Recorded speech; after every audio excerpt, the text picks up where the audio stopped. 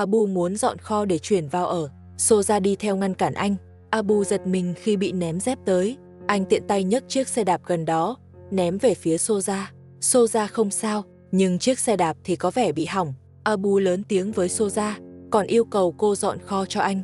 Soja vốn đã không đồng ý cho Abu ở kho, nên càng không thể giúp anh dọn dẹp. Cô nói với Abu, trong kho toàn là bột mì và dụng cụ làm bánh mì, hoàn toàn không có chỗ trống. Không lẽ đem mấy thứ đó vứt đi? Nếu muốn bỏ, cũng phải được ông bố chồng đồng ý. Ông không cho thì không ai được động vào. Abu nói, giờ anh đã hiểu rồi. Hóa ra mình bị ông bố chồng và Soja lừa. Họ vốn không muốn cho anh ở đây. Soja nói, khó khăn lắm mới đuổi được con trai lớn và Lasima đi. Sao có thể cho Abu vào ở? Abu hỏi nếu không cho ở, vậy hôm qua sao lại hứa với tôi, còn bắt tôi mang đồ cho sinh đôi? Soja nói, cô chưa từng đồng ý cho Abu ở kho, là ông bố chồng hứa, bảo Abu đi hỏi ông. Còn chuyện mang đồ cho sinh đôi là việc Abu nên làm, không liên quan tới cô. Hai người vừa cãi nhau vừa ra khỏi kho, rồi ra sân tiếp tục tranh cãi. Abu yêu cầu Soja trả lại số đồ anh mang tới. Soja không chịu đưa. Cô nói với Abu, sau này đồ dùng của sinh đôi vẫn cần Abu lo, nhớ mang tới đúng hạn. Abu bị Soja xoay như trong chóng, không được lợi gì, còn tốn thời gian. Abu tức quá, lại bảo Soja đi tìm vợ cả cùng anh. Lần này Soja không đi. Cô nói, dù anh có tìm được vợ cả, ông bố chồng cũng không cho anh chuyển vào. Tối qua ông đã nói rõ với cô rồi, ông vẫn muốn cô ở lại chăm sóc. Abu nói, các người đã hứa cho tôi ở kho, không được nuốt lời. Soja cười hỏi Abu, có bằng chứng không? Abu nói, ông bố chồng hứa miệng. Soja bảo anh đi hỏi ông, xem ông có thừa nhận không. Abu nói, tôi thừa nhận là được, dù sao ông từng hứa rồi. Soja cầm dép đuổi Abu đi. Hai người lại cãi nhau. Abu lại bị chơi một vố. Anh chưa bao giờ rút kinh nghiệm, lần nào cũng là người chịu thiệt. Abu lại bị ông bố chồng và Soja trêu đùa. Không những không được ở kho, còn bỏ tiền túi mua sữa và bỉm cho sinh đôi. Abu uất ức trong lòng.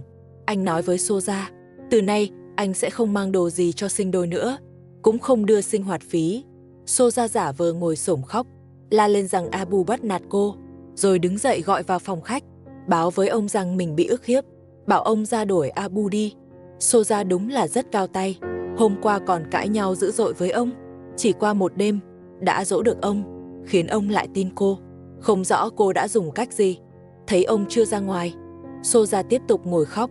Một lúc sau ông mới ra, thấy Soja đang khóc, liền mắng Abu, hỏi sao lại làm Soja khóc. Abu lại nhắc chuyện ở kho.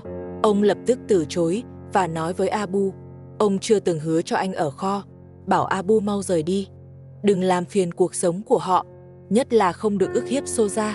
Ông thay đổi quá nhanh, xem ra lại nhận được lợi từ Soja. Abu ngày nào cũng tới cãi cọ, ở kho cũng không xong, thà đi tìm việc trước.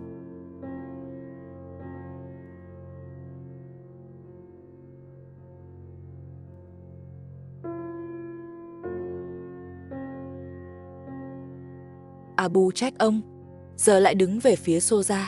Anh cũng không muốn cãi nữa, quyết định đi tìm vợ cả trước. Tìm được vợ cả sẽ đưa về ở, lúc đó sẽ đuổi Soja đi. Ông nghe Abu nói vậy liền bảo, chưa được ông cho phép thì không ai được đuổi Soja. Hiện tại ông không rời được Soja, ông cần cô chăm sóc.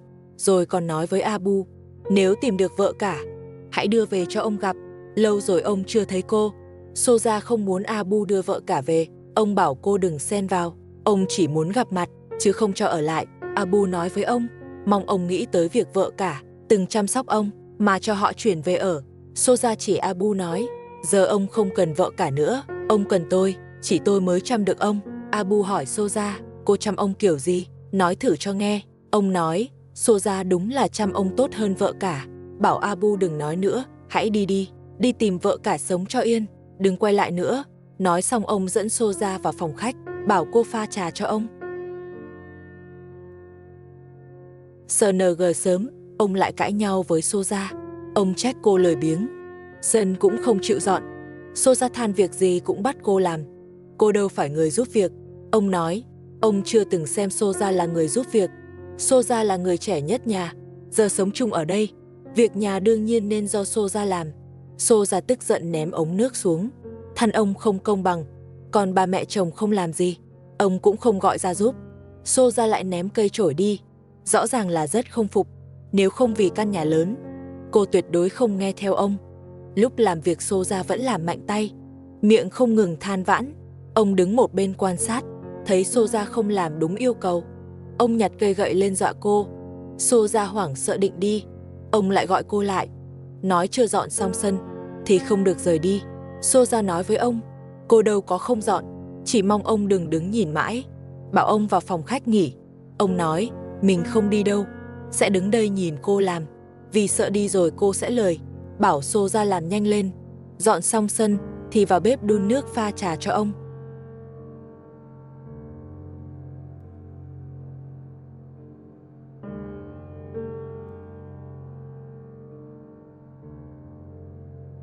Ông bố chồng bỗng nhớ tới con trai lớn, hỏi Soja sao con trai lớn vẫn chưa về.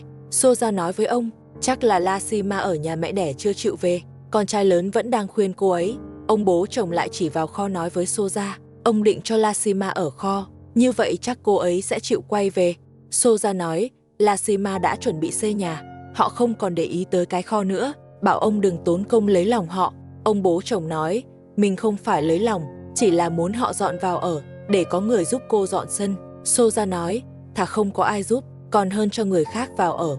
Ông nói, nếu Soja không muốn ai giúp, thì mỗi ngày phải dọn sân, đảm bảo sân không một hạt bụi. Nếu để ông thấy sân còn bẩn, ông sẽ không bỏ qua cho Soja. Cá nhân tôi thấy, ông đã hơi hồ đồ. Nói năng lúc này khá lộn xộn, lúc thì lo cho con trai, lúc lại banh Soja, cũng không rõ mục đích thật sự của ông là gì. Ông bố chồng giống như giám sát, thấy chỗ nào bẩn là bắt Soja dọn chỗ đó. Soja than sao ông không vào phòng khách nghỉ, chẳng lẽ không mệt sao? Ông nói, mình thích đứng nhìn Soja làm việc, ông thích như vậy. Đúng lúc họ đang nói chuyện, thì có khách tới, là Maria dẫn theo các con tới. Maria tới chào ông bố chồng, rồi hôn lên tay ông, còn Soja đứng bên cạnh. Maria hoàn toàn không để ý. Trong mắt Maria, chỉ cần lấy lòng được ông bố chồng, những người khác đều không quan trọng. Mấy đứa con của Maria cũng chào ông bố chồng.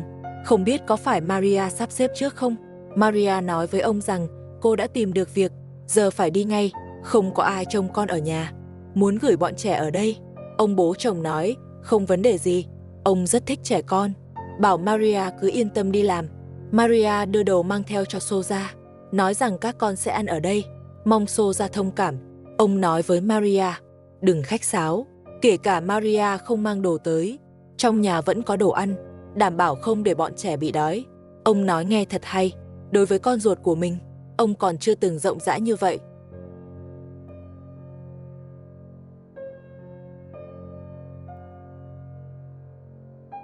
Ông bố chồng còn đuổi theo, giơ tay chào Maria, chỉ một hành động nhỏ cũng đủ thấy vị trí của Maria trong lòng ông.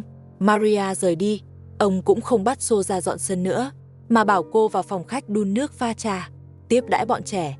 Soja nói với ông, trẻ con thì có gì cần tiếp đãi, khát thì uống nước là được. Ông nói không được, nhất định phải đun nước pha trà. Soja lẩm bẩm rồi đi vào phòng khách, ông cũng theo vào sau.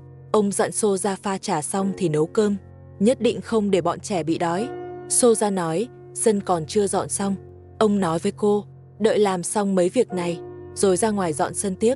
Soja hỏi bọn trẻ có muốn uống trà không. Bọn trẻ nói hiện tại không khát, lúc rời nhà đã uống trà rồi. Soja nói, vậy thì không pha nữa, nhân tiện nghỉ một lát, rồi bế sinh đôi lên. Ông nói lời bọn trẻ chỉ là khách sáo, bảo Soja đừng nghỉ, mau đi pha trà. Ông đối xử với con của Maria thật tốt. Điều này cũng gián tiếp chứng minh giữa Maria và ông chắc chắn có vấn đề. Bọn trẻ không khát, Soja cũng không pha trà cho chúng. Ông thấy Soja bế sinh đôi nghỉ ngơi, lại thấy khó chịu trong lòng. Ông nói nếu không pha trà, thì Soja tiếp tục ra dọn sân. Ông đúng là người gây rối. Ai ở trong nhà cũng bị ông bắt làm việc. Thời gian bị sắp xếp kín mít, chính ông mới là người tạo mâu thuẫn. Soja tức giận chỉ vào ông than phiền, nói hôm nay cô chỉ dọn sân, còn nấu ăn để ba mẹ chồng làm. Nói xong Soja đi dọn sân. Ba mẹ chồng nói với ông rằng mình không nấu cơm, bảo ông tự đi sắp xếp Soja. Ông lại ra ngoài gọi Soja, nói bà mẹ chồng không có thời gian nấu, nên việc nấu ăn vẫn phải do Soja làm. Soja hỏi, sao ông cứ nhắm vào cô còn đang dọn sân. làm gì còn thời gian nấu cơm. Ông nói, còn chưa tới giờ ăn, đợi dọn xong sân là vừa tới giờ. Lúc đó Soja có thể nấu cơm. Soja cúi đầu làm việc không đáp lời. Ông vẫn tiếp tục, nói không ngừng. Chê Soja lười, hỏi cô có muốn giống vợ cả và Lashima ra ngoài ở liều không. Nếu Soja không làm theo ý ông có thể đổi người khác về ở nhà lớn bất cứ lúc nào. Vợ cả và Lashima đều đang xếp hàng chờ về chăm ông quá tự cao. Soja quét sạch rác trong sân, rồi mang rác ra ngoài đổ. Tuyết trên mặt đất đã tan hết, chỉ còn trên núi xa xa là còn ít. Con trai lớn đi tìm Lashima, tới giờ vẫn chưa quay về, chắc là đã ở lại nhà mẹ đẻ của cô. Soja trở lại sân cất dụng cụ, chuẩn bị vào phòng khách nghỉ. Ông lại gọi cô mang nước ra xịt rửa sân.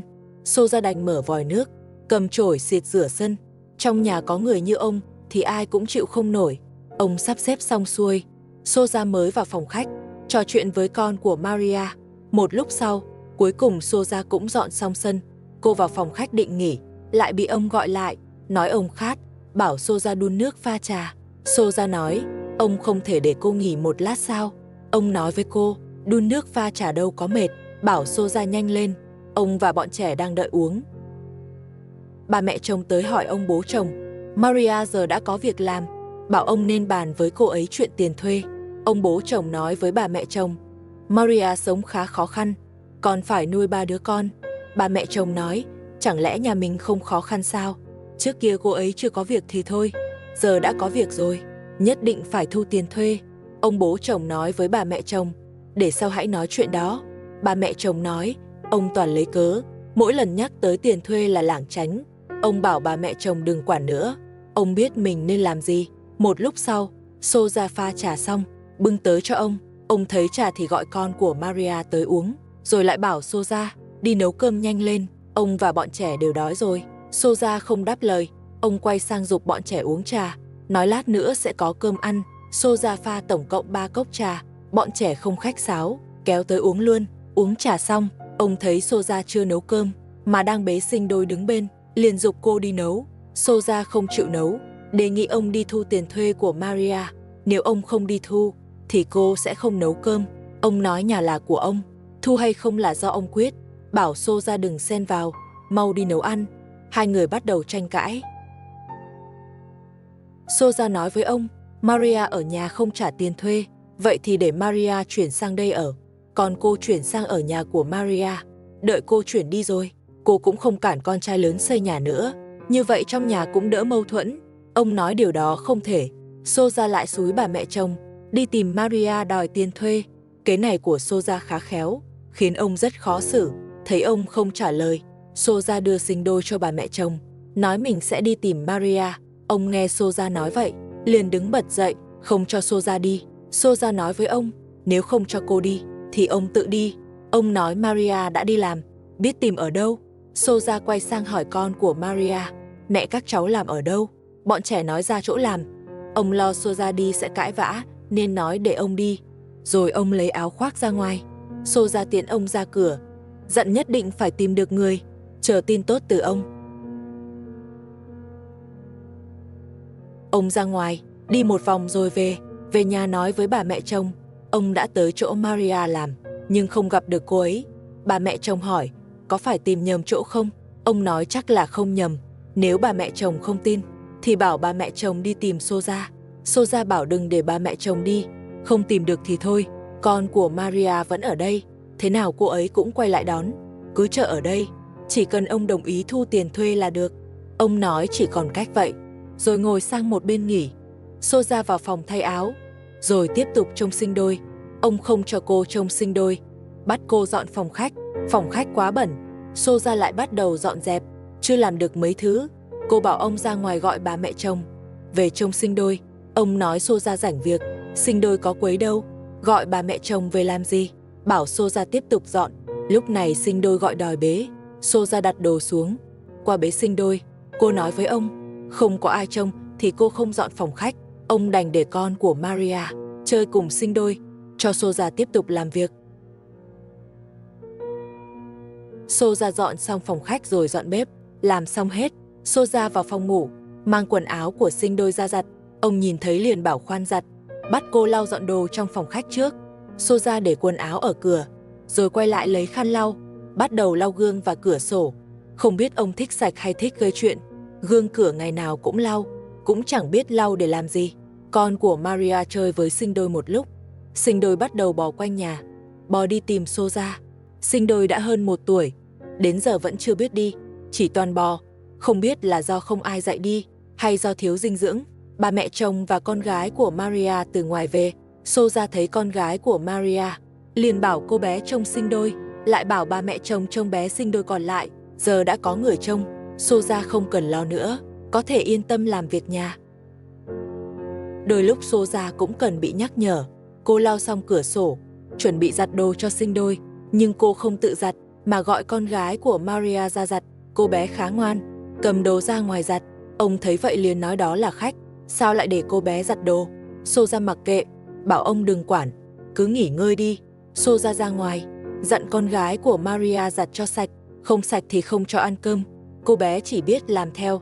Ông đi ra ngoài, ném chiếc giày cảnh cáo, rồi nói với Soja, con của Maria còn nhỏ như vậy, sao lại bắt giặt đồ? Nếu để Maria biết được thì sao? Vậy tôi phải nói với ông thế nào? Soja nói, Maria không trả tiền thuê, để con gái cô ấy phụ việc là không sai. Ông bố chồng rất tức, liền quát mắng Soja. Con gái của Maria tới khuyên can, ông bảo cô bé đừng xen vào phòng khách nghỉ đi, rồi yêu cầu Soja đi giặt đồ. Soja nói, sao mọi việc trong nhà đều bắt tôi làm? Ông vì người ngoài mà nặng lời với tôi, từ nay tôi không dọn việc nhà nữa, ông đi tìm người khác làm đi. Ông nói với cô, nếu Soja không làm việc nhà, thì về nhà mẹ đẻ mà ở đây không chào đón cô. Soja đưa tay đóng cửa lại, nhất quyết không đi. Ông nói, không đi thì phải giặt đồ, việc nhà và sân vẫn còn bừa bộn, bảo Soja làm ngay. Soja vẫn không chịu, lại gọi vào phòng khách, bảo con của Maria ra giặt đồ. Ông tức đến mức định tát. Soja hoảng sợ né tránh. Cô nói với ông không thu tiền thuê của Maria thì thôi, giờ còn banh con của cô ấy, lại cho bọn trẻ ăn ở đây, đồ đạc trong nhà đều do cô mua. Cô không đồng ý để ông đuổi họ đi. Ông nói con của Maria là khách, không cho Soja đuổi, để ngăn Soja làm loạn. Ông nghiêm khắc cảnh cáo cô. Soja bị mắng một trận, tạm thời chịu yên, ý định đuổi họ cũng bị dập tắt. Bình thường ông trông yếu ớt, nhưng lúc trách Soja lại rất cứng rắn. Mọi người thấy ai sai hơn?